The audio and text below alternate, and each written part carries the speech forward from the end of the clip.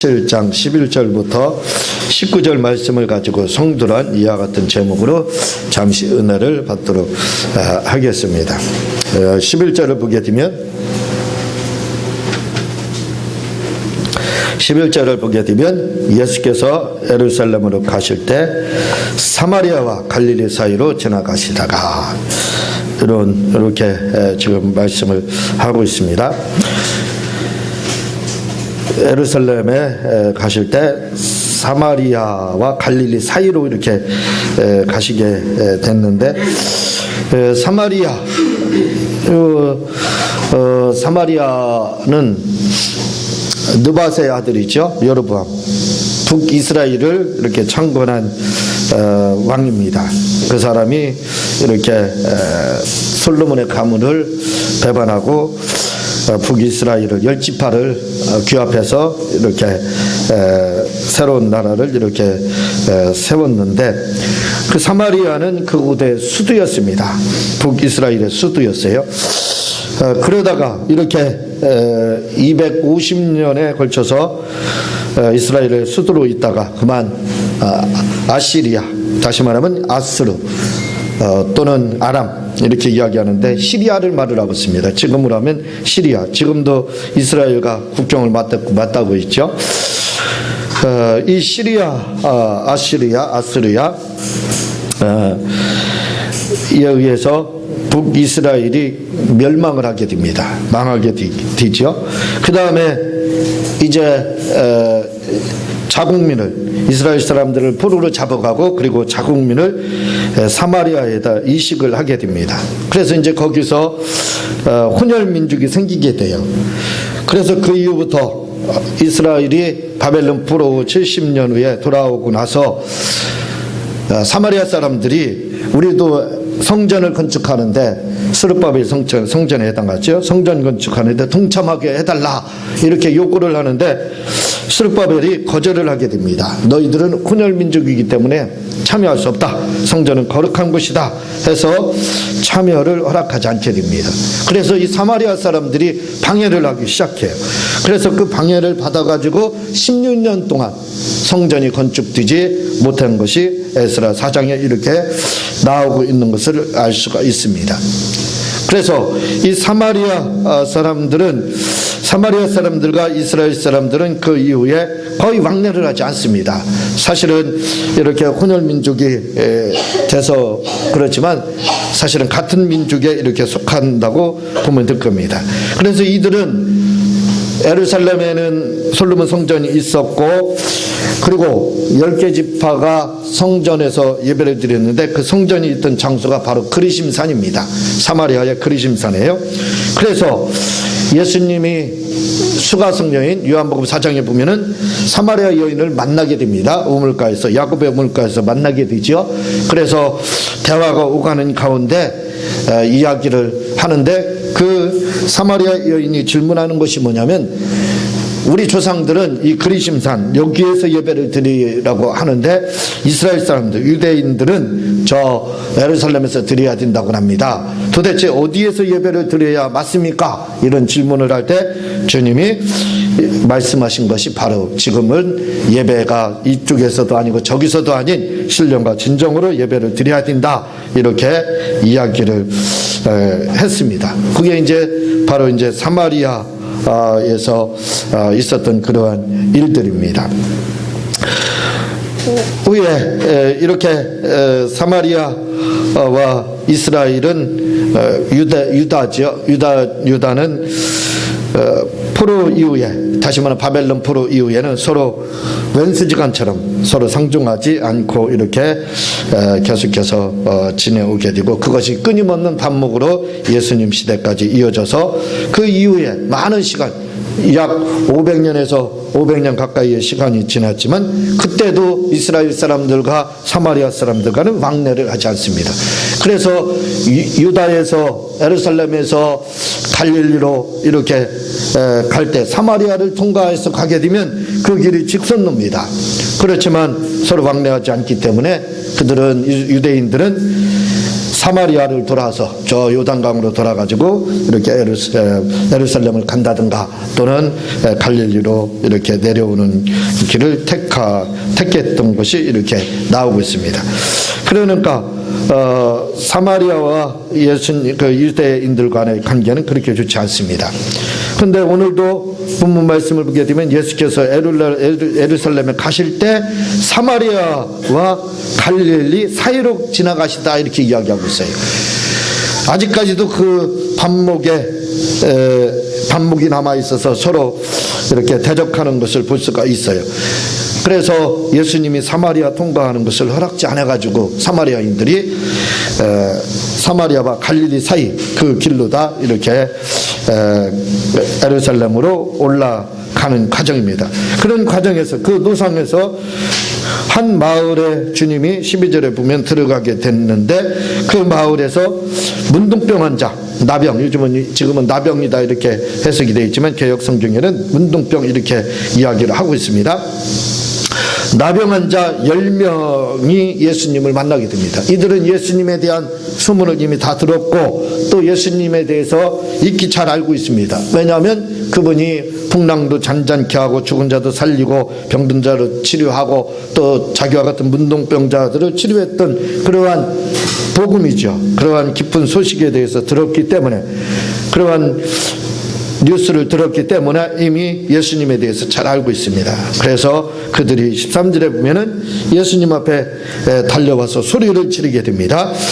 소리를 높여 이르되 예수 선생이여 우리를 불쌍히 여겨소서 이렇게 이야기를 하게 됩니다. 11절에 이렇게 보게 되면 사마리아 사람들이 예수님이 사마리아를 통과해서 예루살렘 방문하는 것을 달갑게 생각하지 않고 받아들이지 않았기 때문에 예수님이 우회 도로를 찾아가지고 지금 예루살렘을 방문하는 과정에서 10명의 문둥병자들을 만나게 됐습니다. 그래서 다시 말하면 이 사마리아에 하나님의 은혜가 임할 이러한 하나님의 은혜가 사마리아 땅에 임하게 돼 있었습니다.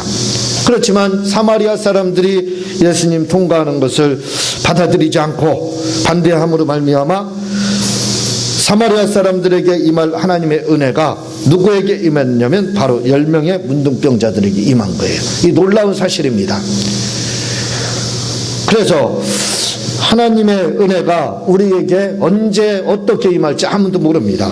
이 10명의 문둥병자에게 이런 좋은 일이 있을 줄 이들이 감히 생각을 했겠습니까? 예수님을 이렇게 만날 수 있으리라 생각했겠느냐 이거죠. 그렇지만 사마리아 사람들이 그 길을 막기 때문에 반대를 했기 때문에 이들에게 하나님의 은혜와 자비가 바로 치유의 역사가 이들에게 임했던 겁니다. 이와 마찬가지로 우리가 예배에 적극적으로 참여하고 모든 공예배를 이렇게 참여를 해야 됩니다. 지금은 시대가 많이 바뀌어가지고 주일 저녁 예배도 등한시하고 수요 예배도 등한시하고 또 기도도 많이 등한시하는 게 요즘의 그러한 세태다 이렇게 현실이다 라고 볼 수가 있게 됩니다. 그런데 하나님의 은혜는 언제 어떻게 우리에게 임할지 모른다는 거죠. 10명의 나병 환자에게 하나님의 은혜가 어느 날 갑자기 이렇게 임할지를 어떻게 알았겠습니까? 그들은 상상도 하지 못했을 것이며 생각지도 못했을 겁니다. 그렇지만 그들에게 하나님의 은혜가 지금 임하고 있다 이거죠. 그러니까 우리가 내게 어떤 하나님의 은혜가 임할지 그걸 잘 모릅니다. 어느 날 어떻게 임할지 모른다 이거죠. 그래서 우리가 할 일이 있습니다. 그것은 우리가 모든 공예배를 빠지지 않고 참여하는 거예요. 주일 예배도 참여를 하고 주일 저녁 예배도 참여를 하고 새 예배도 참여를 하고 또 철야 예배도 참여를 하고 새벽 예배도 참여하고 기도회도 참여하고 한번 해보세요. 그러다 보면 어느 구름에 비가 있는지 우리가 알지를 못합니다. 그러나 어느 날 그 비구름이 지나가다가 비를 내리게 되면 우리가 그것이 단비가 되는 겁니다. 가뭄의 단비가 되는 거죠. 마찬가지라 이거죠. 우리의 영혼이 단비를 기다리고 있습니다. 언제 하나님의 은혜가 언제든지 임하기를 기다리고 있다 이거죠. 그러나 어느 구름에 비가 있는지 모르는 것처럼, 그러나 언젠가는 그 비가 단비로 내리게 된다 이거죠. 그와 마찬가지로 우리에게 하나님의 은혜가 어느 예배 시간에 어디에서 성령의 그 놀라운 충만함이, 성령의 은사들이, 성령 충만함이 우리에게 임할지 모르는 겁니다.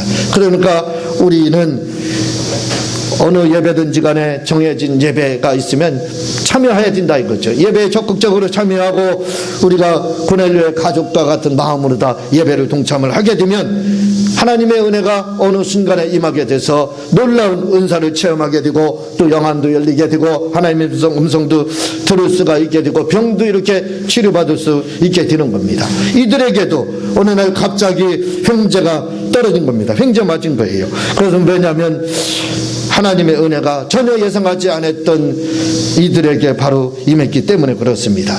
그러므로 우리도 예배가 있으면 어떤 예배든지 적극적으로 이렇게 참여해야 될 줄로 그렇게 믿고 있습니다. 제가 구원의 확신을 가진 것은 예수님을 이미 믿고, 그리고 성령도 체험을 했습니다. 그리고 병도 나섰어요. 그러나 그렇다고 해서 제가 구원의 확신을 가진 것은 아니었습니다. 이미 방언을 말했지만 그 이후에 한 10개월이 지난 후에, 제가 방언을 말하고 10개월이 지난 후에 구원의 확신을 갖게 됐습니다. 그것은 부흥회 때였어요. 부흥회 때 제가 참여해서 말씀을 듣다 보니까 무슨 생각이 들어가냐면, 나는 구원을 받았구나, 나는 이미 하나님의 자녀구나 하는 것을 알게 됐어요. 만약 제가요, 이제까지 부흥회도 수도 없이 참여했는데 아무 은혜도 받지 못하고 구원의 확신도 받지 못했으니까 이번도 그럴 거다 해서 참여하지 않았더라면 아마 제게 있어서 지금까지 구원의 확신을 가질 수 있었을까 하는 의문이 듭니다. 그러니까 언제 어떻게 하나님의 은혜가 임할지 모르는 거예요. 그래서 모든 예배에는, 모든 공예배나 또는 교회에서 있는 모든 프로그램에서는 적극적으로 참여할 필요가 있어요.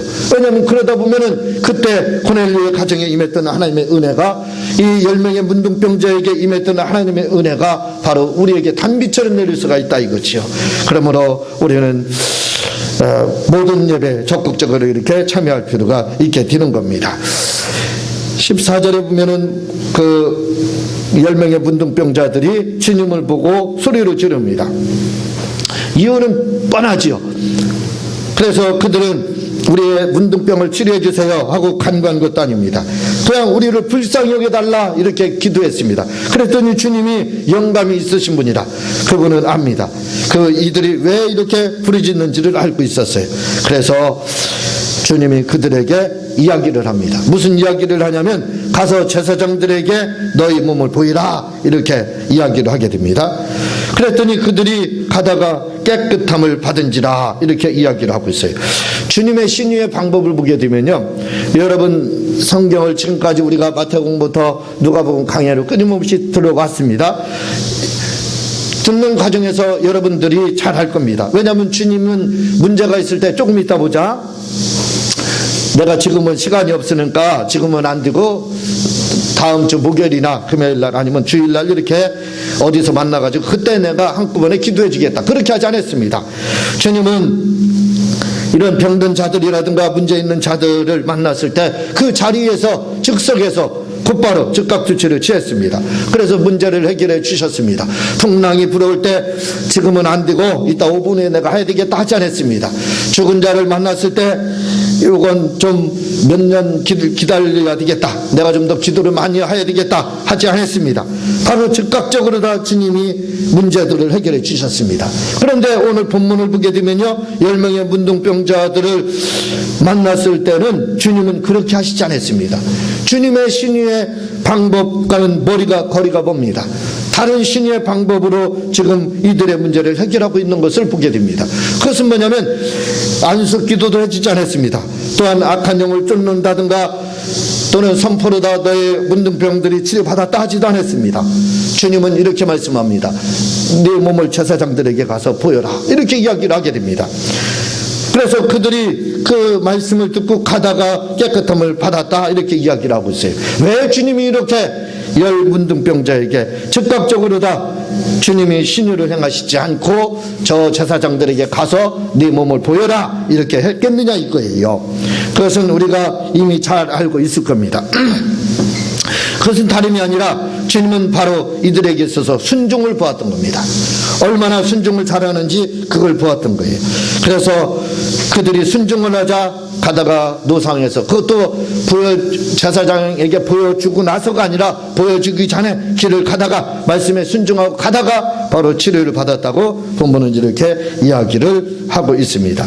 사무엘상 15장 22절에 보면요, 우리가 잘 알고 있는 겁니다. 사무엘이 가로되 여호와께서 번제와 다른 제사를 그 목소리 순종하는 것을 좋아하신가 같이 좋아하시겠나이까. 순종이 제사보다 낫고 듣는 것이 순양의 기름보다 나으니, 이렇게 이야기를 하고 있습니다.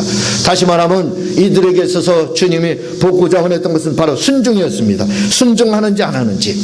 이걸 바로 뭐라고 그러냐면 테스트, 이렇게 이야기해요. 그걸 바로 성경에서는 시험이다 이렇게 이야기하는데, 시련, 정확하게 표현해서 시련 이렇게 이야기를 하고 있습니다. 신명기 28장 2절에 보면 내가 내 하나님 여호와의 말씀을 순종하면 이 모든 복이 내게 임하리니, 이렇게 이야기를 하고 있어요. 순종할 때 하나님이 신명기 28장에서 나가도 들어가도 복을 받고 떡반죽 끓여도 복을 받고 뭐 이런 복들에 대해서 말씀을 하고 있잖아요. 그 복이 어떻게 해서 오느냐 할 때 바로 순종을 통해서 온다, 이렇게 이야기를 하고 있습니다. 이사야 1장 19절에 보면 너희가 즐겨 순종하면 땅에 아름다운 수산을 먹을 것이요. 순종을 해도 뭐라고요? 즐겨서 순종하라, 이렇게 이야기를 하고 있어요. 즐겨서 순종하게 되면 우리에게 아름다운 땅의 수산을 먹게 할 것이다, 이렇게 말씀을 하고 있습니다. 마가복음 1장 2절에 보면 권세 있는 새 교훈이리다. 더러운 귀신들을 명한 즉 순종하는도다, 이렇게 이야기를 하고 있고요. 마가복음 4장 41절에 보면 저희가 심히 두려워하여 서로 말하되 저가 되기에 바람과 바다도 순종하는가 하였더라, 이렇게 말씀을 하고 있습니다. 순종할 주님은 열 문둥병자가 순종하는지 안 하는지를 그걸 보았습니다. 그래서 순종하자 그들이 길을 가다가 노상에서 그들의 문둥병이 치료를 받았습니다. 성경은 순종에 대해서 우리에게 얼마나 많이 강조를 하고 있는지 모릅니다. 여러분들이 이미 잘 알고 있습니다. 성경은 수도 없이 곳곳에서 우리에게 순종할 것에 대해서 간구를 하고 있어요. 그렇게 말씀을 하고 있고 우리에게 종용을 하고 있습니다. 그런데 우리 마가복음 1장 21절에서 2절에서 말씀을 제가 이렇게 드린 것처럼 뭐라고 말을 하냐면 귀신들도 명한 즉 순종하는다, 이렇게 이야기하고 있어요.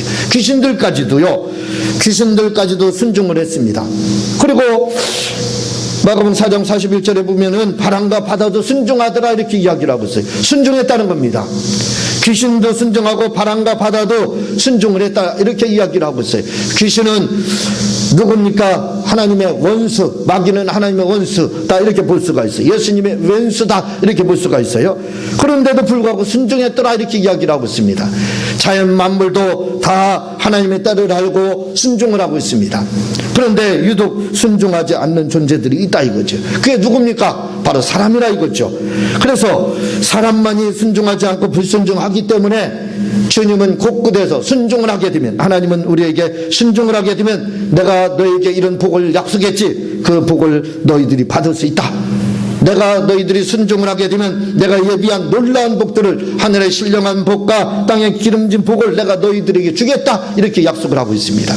워낙 순종을 하지 않으니까 순종을 하면 복을 준다는 거예요. 상급으로 준다, 이렇게 이야기를 하고 있습니다.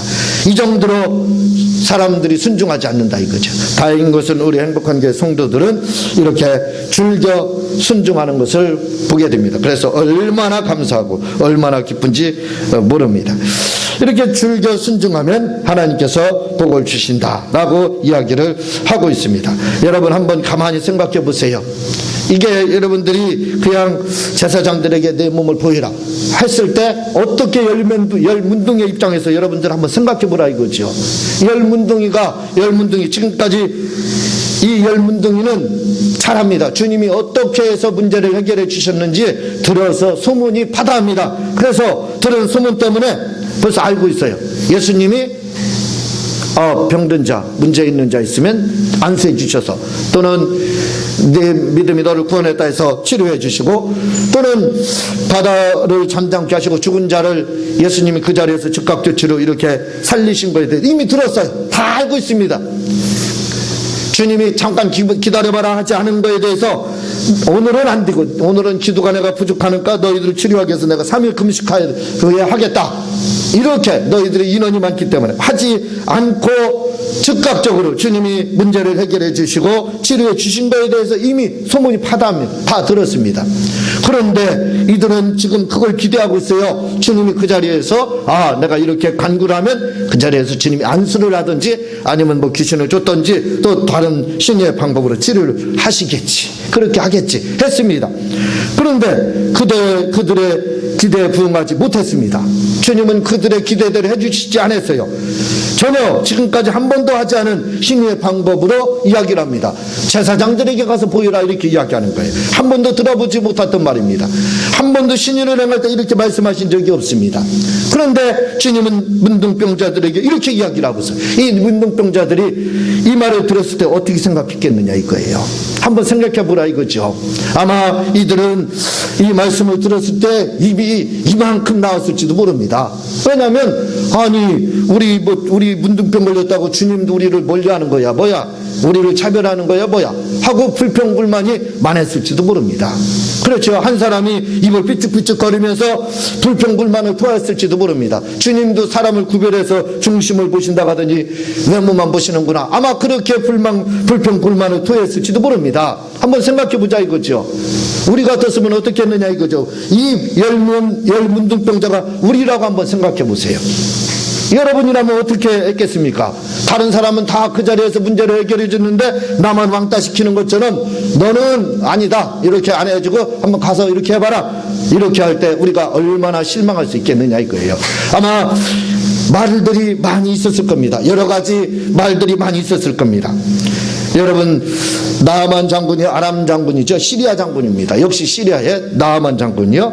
문둥병에 걸렸습니다. 그래서 종으로 전쟁 중에 잡혀온 그 하인이, 여자 소녀 하인이 그 장군님 우리 나라에 가면 그 엘리사라는 그 선지자가 있는데 그분한테 한번 가보시기만 하면 그냥 뭐 그 문둥병 순식간에 낫습니다.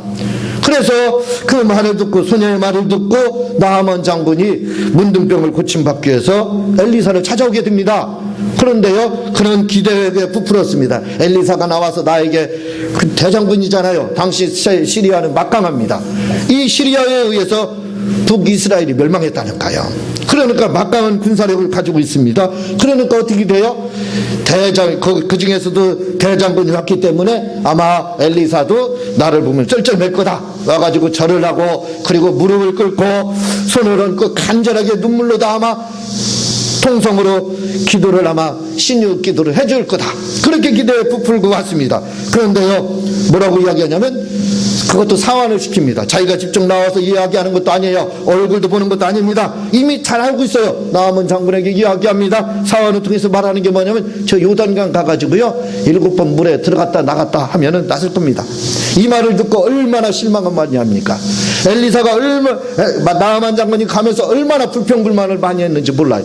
내가 싹쓸이해야 되겠다, 나를 이렇게 멸시해, 나를 이렇게 조롱해, 이럴 수가 있느냐, 내가 돌아가면 군사를 동원해가지고 이스라엘을 멸망시켜, 여러 가지 생각에 상념에 사로잡혀서 그는 이렇게 다시 시리아로 돌아가려고 하는 그때에 그의 부하들이 이야기를 하게 됩니다. 뭐라고 이야기를 하게 되냐면, 그들은 아버지여 이렇게 부르게 됩니다. 그 상전이기 때문에 이렇게 아버지여 하고 부르게 되는데, 왕하 열왕기하 5장 13절에 보면은 그의 종들이 나와서 말하며 이르되 내 아버지여, 선지자가 당신에게 큰 일을 행하라 하였더라면 행하지 아니하였으니까 하물며 당신에게 이르기를 씻어 깨끗하게 하라니 그게 뭐가 문제가 있습니까? 하고 반문을 하게 됩니다. 가만히 들어보니까 그 말이 맞거든요. 그렇잖아요. 가서 너 시리아에서 여기까지 10번 왕복하여 치료해준다 그랬으면 얼마나 힘들었을 거예요. 또 그러지 않고 전쟁에 어디 가서 승리하면 그때 내가 치료해주겠다 그러면 얼마나 힘드냐 이거죠. 또는 네가 가져온 재물이 얼마냐, 그거 그의 100배를 가져와야 내가 치료해주겠다, 얼마나 힘들겠느냐 이거예요. 그런데 너무나도 쉽게 이야기합니다. 그냥 그것도 이것도 다 필요 없다는, 그것도 저것도 다 필요 없고 그냥 요단강물에 들어갔다 7번 나오기만 하면 치료됩니다. 그렇게 이야기를 했다 이거죠. 이게 얼마나 쉬운 거냐 이거죠. 그러니까 하인들의 생각으로는 이해가 안 되는 겁니다. 나아만 장군이 가면서 불평불만하는 것이 이해가 안 되는 거예요. 아니 이 쉬운 걸 왜 못할까? 더 큰 거 요구했으면 그것도 해야 될 거 아닌가? 근데 그보다 쉬운 거 시켰는데 왜 못하나? 그래서 그 이야기를 하게 되니까 나아만 장군이 번개한테 맞은 거지요. 그래서 가만히 생각해보면 그 말이 맞습니다. 그래서 7번 들어갔다 나오니까 진짜 깨끗함을 문둥병이 치유받았더라 하고 성경은 이렇게 이야기를 하고 있는 겁니다. 바로 순종을 보았던 거예요. 하나님은 이 나아만 장군이 어떻게 순종하는지 그걸 엘리사를 통해서 보았던 겁니다. 오늘 이 문둥병자들이 치료를 받은 것도요, 바로 그 순종 때문에 그렇습니다. 그래서 주님이 직접 치료해 준 게 아니에요. 어떻게 하나 보는 겁니다. 때로는 하나님이 우리를 그렇게 하시죠. 저놈이 어떻게 하나 내가 좀 지켜봐야 되겠다. 그의 믿음을 그가 얼마나 순종하는지 봐야 되겠다. 그걸 보는 겁니다. 여러분, 저는 이 말을 할 때마다 생각나는 것이 한 가지가 있어요. 그게 뭐냐면요, 사람이 그 노동자가요, 그러니까 일당을 받는 막노동하는 사람이요, 용역 기사를 거쳐서 일을 나가게 됩니다. 일을 나가서 그가 가가지고 일을 나가서 불평 불만을 토하며 때로는 해차를 하며 일을 하게 됩니다. 그가 일을 하다가 도중에 돌아오지만 않으면 돼요. 불평 불만을 하든 주인을 욕하든 건설주를 욕하든 누구를 욕하든 관계없어요. 그냥 하루 버티면 어떻게 됩니까? 그에게 일당이 주어집니다. 바로 그거라 이거지요. 불평 불만이 있다 할지라도 가면서 아니 왜 우리만 이렇게 열문둥이가 그렇게 생각했을 거라 이거죠. 열문둥이는 그렇게 생각했을 겁니다. 아니 왜 우리만 따돌려, 중심 보신다고 하더니 우리만 하나님 외모를 보시는구나. 주님 예수님 그분이 메시아라고 했는데 그분 메시아 아닌가 보다. 별 얘기를 다 했을지도 모릅니다. 그러나 그렇게 불평 불만이 있다 할지라도 하나님의 말씀이기 때문에 일단 예수님의 말씀이기 때문에 순종했다 이거죠. 순종해서 가다 보니까 진짜 그런 일들이 일어났더라 이렇게 이야기하고 있습니다. 그러므로 여러분, 하나님의 종들이 이야기하는 거, 때로는 권사님, 때로는 전사님, 때로는 강두사님, 때로는 장로님, 때로는 목사님이 이렇게 이야기하는 것이 내 이치하고는 맞지 않는다 이거죠. 내 상식하고는 맞지 않는다 이거죠. 그러나 그 말씀들이 말씀에 의해서 주어지게 된다면 우리가 불평 불만을 하고 이거 아닌 것 같은데 하면서도 한번 순종해 볼 필요가 있다 이거죠. 그렇다면 이렇게 열문둥이가 치료받은 것처럼 바로 치료받는 역사가 있는 겁니다.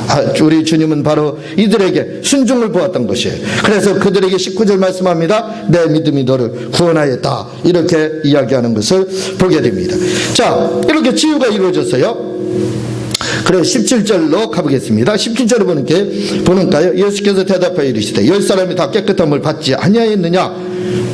그 합은 어디 있느냐?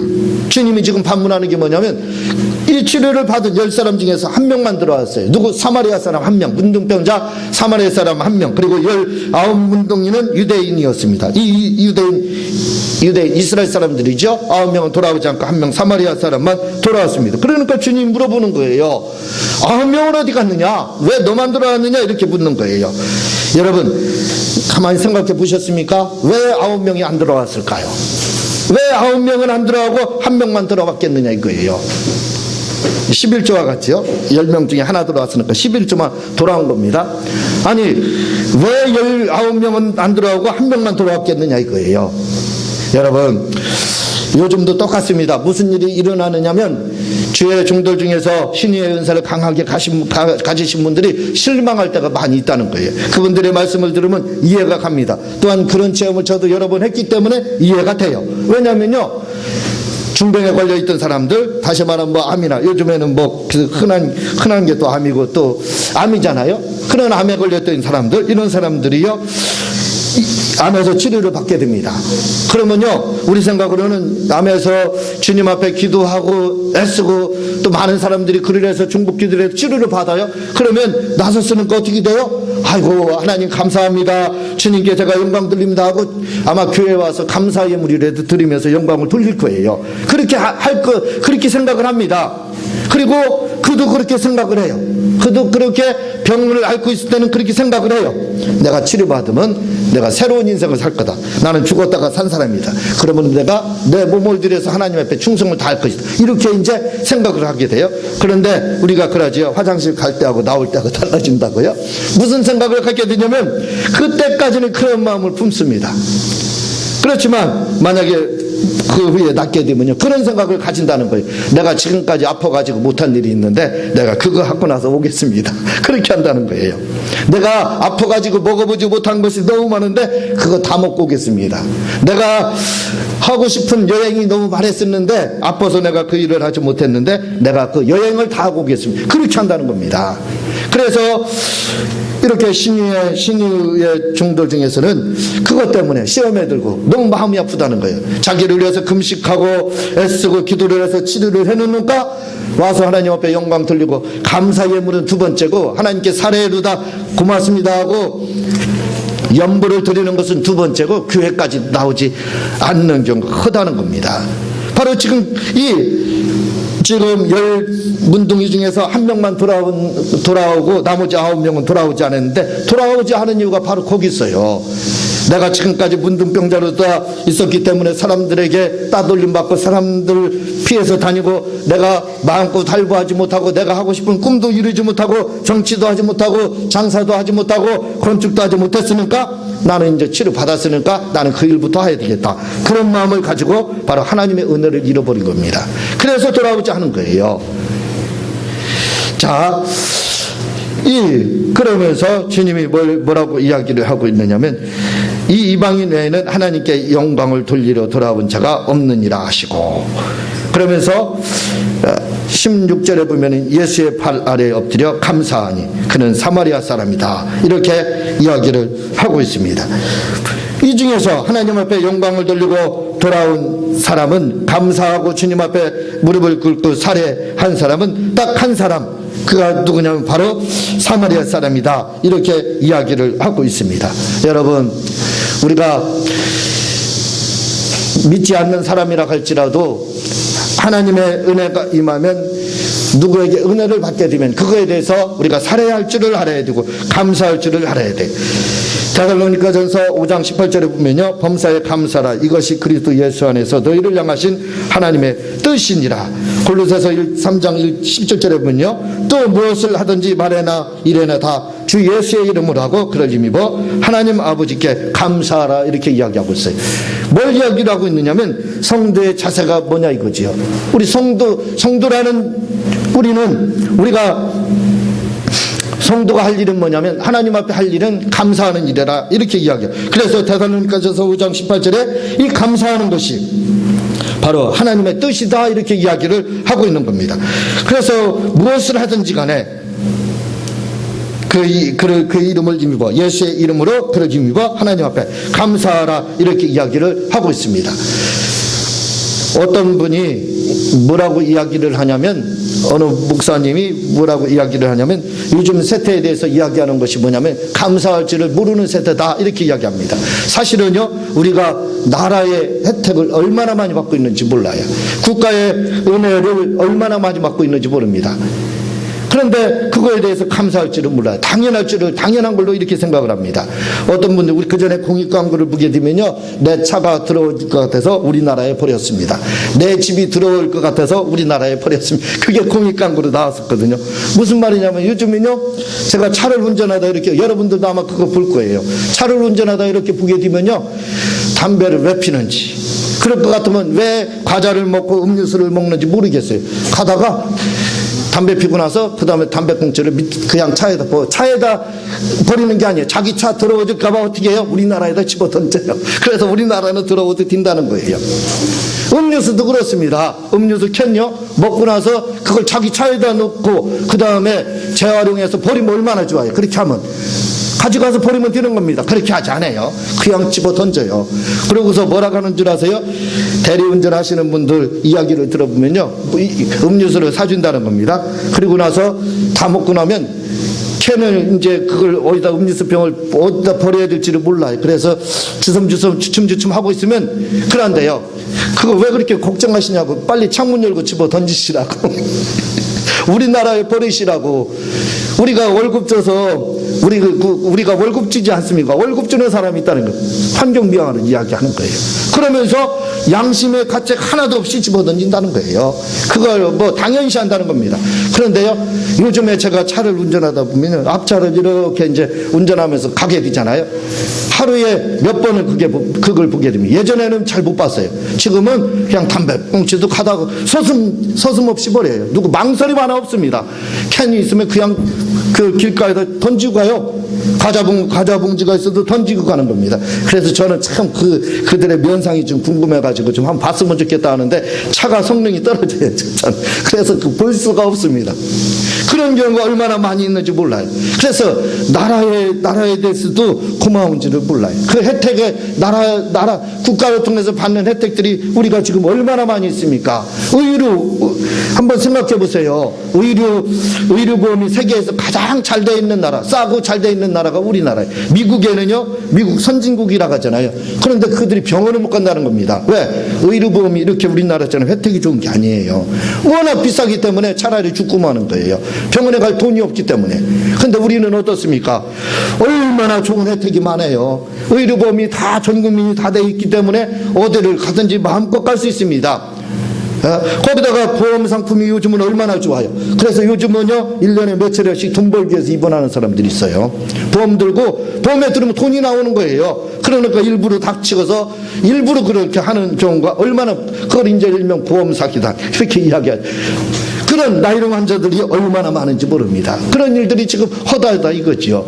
국가에 대해서 우리가 감사할 줄을 모릅니다. 국가에서 받는 우리 혜택들이 너무나도 많아요. 얼마나 나라로부터 받는 혜택들이 많은지 모릅니다. 기초생활수급자들이요 수도 없이 많습니다. 그들은 나라가 먹여 살리는 거예요. 그렇지만 그분들이 나라에 대해서 그렇게 감사하느냐, 물론 다 그런 건 아니지만 감사하는 분들도 많이 있어요. 그러나 그렇지 못한 분도 얼마나 많이 있는지 모릅니다. 이렇게 국민이 돼가지고 나라에 대해서 받는 혜택이, 우리나라가 얼마나 좋은 나라입니까? 이런 나라에 받는 혜택이 많지만 나라에 대해서 고마운 줄 모르고 불평불만이 많은 사람들이 얼마나 많은지 모르겠어요. 마찬가지입니다. 하나님의 은혜를 우리가 얼마나 많이 누리고 있느냐 이거죠. 9문둥이 10명의 문둥병자를 한번 보세요. 이건 하나님의 특별한 은혜가 임한 겁니다. 그래서 그들이 이렇게 불치병이었던, 영원히 아마 이들은 치료를 받지 못했으면 어떻게 됐겠어요? 문둥병자를 평생을 지내다가 왕따 당하는 겁니다. 사회적으로 매장당해서 그 조상의 묘 근처에도 가지 못합니다. 저 골짜기에다 그냥 버림받고 돌무더기로 다 무덤을 쌓고, 아마 그런 종말을 맞이하게 될 거예요. 그렇지만 주님을 만남으로 말미암아 주님의 은혜를 입었습니다. 얼마나 큰 은혜가 임한 거예요. 하나님의 큰 광명이 임한 겁니다. 그렇다면 이들은 주님 앞에 나와서 당연히 와가지고 어떻게 해야 돼요? 고맙습니다, 감사합니다, 절을 10번도 더 했어야 돼요. 주님께 자기들이 할 수 있는 사례는 충분히 아마 했어도 부족합니다. 왜냐면요, 이건 병원비, 돈이 있다고 해서 이 문제가 해결되는 게 아니에요.